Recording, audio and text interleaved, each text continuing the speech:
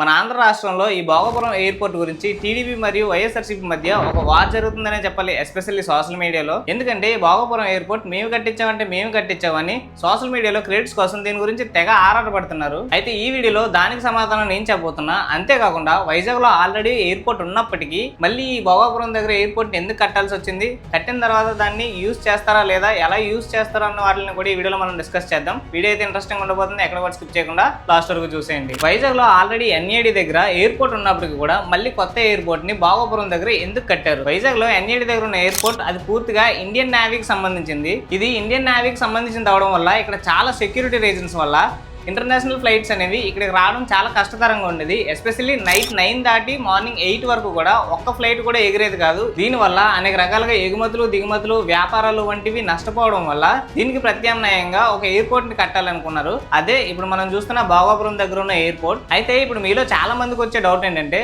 మరి ఎన్ఏడి దగ్గర ఉన్న ఎయిర్పోర్ట్ ని ఏం చేస్తారు? దీనిని యూజ్ చేస్తారా లేదా అలానే ఖాళీగా వదిలేస్తారా అనేసి డౌట్ రావచ్చు. అఫ్ కోర్స్ దీన్ని అయితే 100% యూజ్ చేస్తారు. కాకపోతే ఏవైతే కమర్షియల్ యూసేజ్ ఉన్నాయో ఇప్పటి కమర్షియల్ యూసేజ్ చేశారు కదా, అలా కాకుండా కేవలం ఇండియన్ నేవీ ఆర్మీ వాళ్ళ ఫ్లైట్స్ హెలికాప్టర్స్ మాత్రమే రావడానికి యూజ్ చేస్తారు. అండ్ అలాగే ముఖ్యమంత్రులు కానీ గవర్నర్స్ కానీ ఇలాంటి విఐపి వ్యక్తులు ప్రయాణించడానికి మాత్రమే ఈ ఎయిర్పోర్ట్ ని యూజ్ చేస్తారు. అండ్ ఆల్సో నేషనల్ ఎమర్జెన్సీస్ ఏమైనా వస్తే అంటే విపత్తులు కానీ ప్రమాదాలు కానీ ఏమైనా జరిగినప్పుడు కూడా ఈ ఎయిర్పోర్ట్ ని యూజ్ చేస్తారు. వైజాగ్ చుట్టుపక్కల చాలా ప్రాంతాలు ఉన్నప్పటికీ కేవలం భోగపురాన్ని మాత్రమే ఎందుకు ఎయిర్పోర్ట్ కట్టడానికి యూజ్ చేశారన్న విషయం మీకు తెలుసా? ఈ భోగపురం దగ్గర ఎయిర్పోర్ట్ ని కట్టడానికి చాలా స్ట్రాటజిక్ గా డిసిషన్ తీసుకున్నారు. ఈ ఎయిర్పోర్ట్ కట్టడం కంటే ముందు భీమిలి, కొరప్రోలు, అచ్యుతాపురం, సబ్బవరం వంటి ప్రాంతాల్లో కూడా సెర్చ్ చేశారు ఈ ఎయిర్పోర్ట్ కట్టడానికి. కానీ ఈ భోగపురం అటు శ్రీకాకుళం, విజయనగరం, విశాఖపట్నానికి సరిహద్దుల్లో ఉంటుంది. దీనివల్ల ఉత్తరాంధ్ర మొత్తం అభివృద్ధి చెందుతుందని భావించి భోగపురాన్ని అయితే ఎంచుకున్నారు. ఆల్సో ఇది నేషనల్ హైవే 16 పక్కనే ఉండడం వల్ల దీనికి ట్రాన్స్పోర్టేషన్స్ కూడా చాలా ఈజీ అవుతుందని భావించి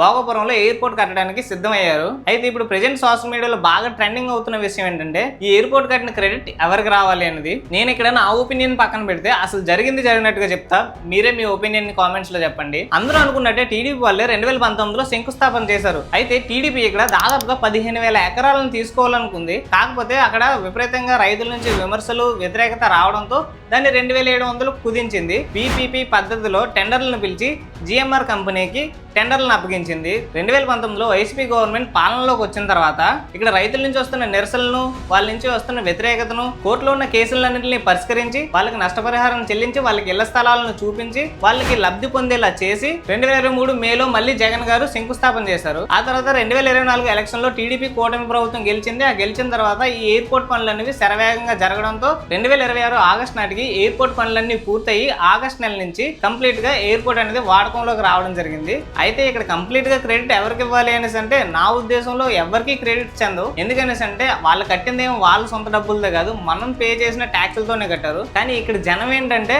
మావుడు కట్టాడంటే మావుడు కట్టాడంటే మావుడు అనేసి గొప్పలు చెప్పుకుంటున్నారు. వాళ్ళేమో వాళ్ళ సొంత డబ్బులు తీసి కట్టట్లే, మనం ఇచ్చిన ట్యాక్సులతోనే కడుతున్నారు. అది ఎవరు అర్థం చేసుకోవట్లేదు. అలానే ఇక్కడ ఏ ఒక్క పార్టీ కూడా తక్కువ చేయలేదు, ఏ ఒక్క పార్టీ కూడా ఎక్కువ చేయలేదు. దాన్ని ఫినిష్ చేయడానికి ట్రై చేశారు. బట్ ఇప్పటికి ఫైనల్లీ అది ఫినిష్ అయ్యింది. సింపుల్ గా చెప్పాలంటే 2019లో చంద్రబాబు గారు పాలనలో ఉన్నప్పుడు ఎక్కడ పెట్టాలి, ఎక్కడ పెడితే బాగుంటుంది, ఎక్కడ పెడితే అన్ని విధాలుగా అందరికీ ఉపయోగపడుతుందని ఒక మంచి స్ట్రాటజిక్ మూవ్ తీసుకున్నారు. భోగపురాన్ని ఎంచుకున్నారు. అది ఒక బెస్ట్ డెసిషన్ అయింది. ఆ తర్వాత అక్కడ ప్రజల నుంచి వస్తున్న వ్యతిరేకతని, అక్కడ ప్రజలకు కావాల్సిన న్యాయాన్ని వాళ్ళు లబ్ధి పొందే విధంగా చేసింది వైఎస్ జగన్ గారి ప్రభుత్వం. ఆ తర్వాత మళ్ళీ టీడీపీ కూటమి ప్రభుత్వం పాలనలోకి రావడం, ఈ పనులన్నీ శరవేగంగా పూర్తి చేయడం, ఏది ఏం జరిగినా మన ఆంధ్రాకి, ఎస్పెషల్లీ మన ఉత్తరాంధ్రకి మంచిగా అభివృద్ధి అయితే జరుగుతుందని నేను ఆశిస్తున్నా. అండ్ అంతేకాకుండా ఈ ఎయిర్పోర్ట్ కి అల్లూరి సీతారామరాజు ఇంటర్నేషనల్ ఎయిర్పోర్ట్ అని పెట్టడం నాకు చాలా ఆనందాన్ని ఇచ్చింది. మరి దీని మీద మీ ఒపీనియన్ ఏంటంటే కామెంట్స్ లో చెప్పండి.